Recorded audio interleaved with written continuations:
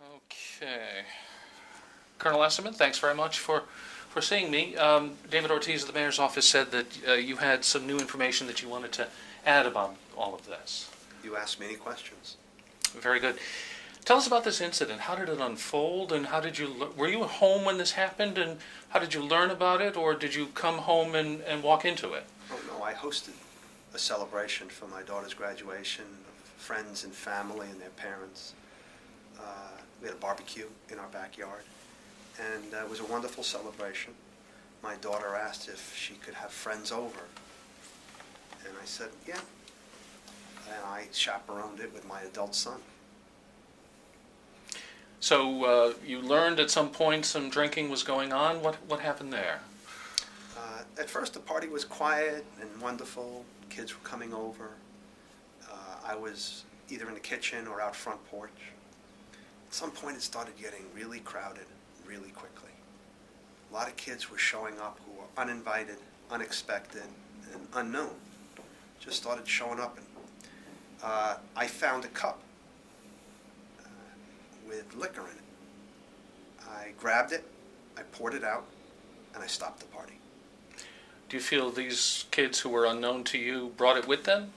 I later learned that that's exactly what happened. Kids brought liquor to the party, and other kids took liquor that we had for the adults for earlier in the evening. Were these people who you didn't know, were they attending your daughter's school? Did she know them, or were they completely foreign to you? I can't answer all those questions. I can tell you that a lot of the kids who showed up were not from my daughter's school. I don't know how many she knew and how many she didn't. Kids started to show up in a big crowd, in different crowds, and I can't believe she knew them all. I certainly didn't know them all. How many do you think were there? What was a party of 20, 30, or 40 grew at some point. It looked to me like almost 100. And as soon as I found the cup, I said, it's over. Party's over. And I dispersed them quickly. And I can tell you a lot of them ran pretty quickly. When you say ran, literally ran, or just... Some did. Really? Yeah, because some kids. I saw one group with beer on their shoulder. They moved pretty quickly, and I couldn't identify them. Many came out right to me. I was talking to a lot of people, checking a lot of people. Some scampered away pretty quickly before I could recognize them. So now this comes out in public and becomes known to the public. How do you feel about that? That's why I'm talking to you. That's why I put out a statement the next day, and that's why I briefed the commissioner that night, spoke to him, fully briefed him on Monday, and I'm talking to you today. Commissioner Parry, we're told, is conducting an investigation. Do you have any understanding of where that stands and what that encompasses? He said he wanted to review this, and you can ask him any questions on that matter. All right. Has he talked to you about it? Of course. I briefed him on it, both calling him that night and then briefing him fully Monday morning. Question's been raised whether you feel that any crimes were committed or any laws broken on the part of any of these young people, and whether you indeed are obligated, I understand, to report a crime. What's your feeling on that? No one was invited to drink at my house. I had no knowledge, nor did I intend them to come to drink. What I discovered was people brought liquor, and what I discovered later was people took liquor. As soon as I found it, I stopped it. I think you have to move decisively. I think you have to stop something fast. And my judgment was that the best thing to do was to close this down immediately. Get people moving immediately before it went any further. That's a judgment call I made. And then those who lingered up and down the street, I sent my daughter and my older son up and down to say, this is over. Don't wait. Don't hang around. This party is over.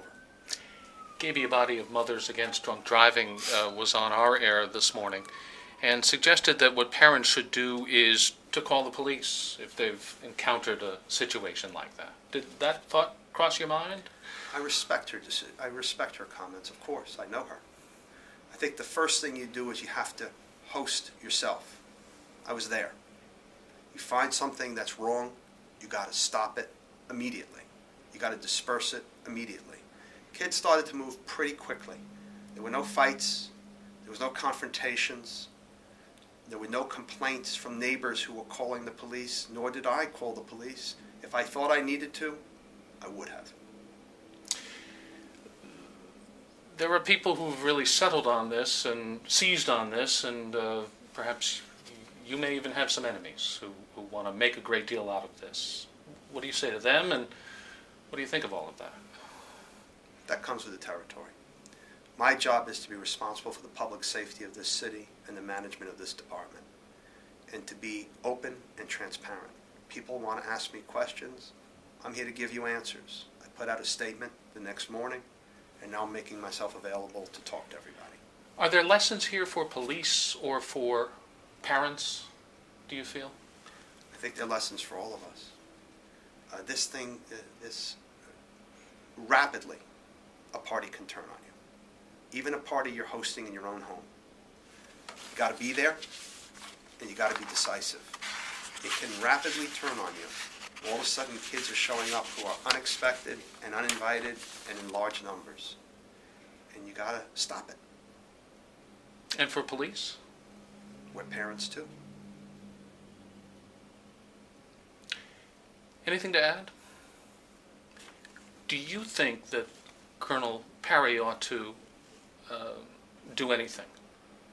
Impose any sanctions, say? You'll have to ask him. He said he's going to review it. I absolutely respect that. Those questions you could ask him. Thank you. All right.